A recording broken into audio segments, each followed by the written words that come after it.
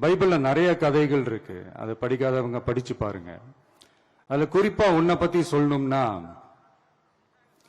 ஒரு இளைஞனுக்கு எதிரா தன்னோட சொந்த சகோதரர்களே பொறாமைப்பட்டு அவனை பாழும் கிணத்தில் தள்ளிவிட்டு அதுக்கப்புறம் அவர் எப்படி மீண்டு வந்து அந்த நாட்டுக்கே அரசனாகி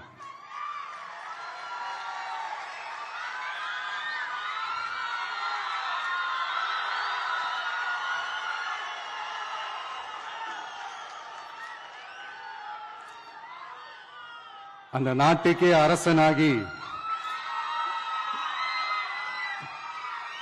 தனக்கு துரோகம் செஞ்ச தன்னுடைய சகோதரர்கள் மட்டுமல்ல, அந்த நாட்டையே எப்படி காப்பாத்தினாருன்னு சொல்லி இந்த மாதிரி நிறைய இன்ட்ரெஸ்டிங்கான கதைகள்லாம் பைபிள்ல இருக்கு.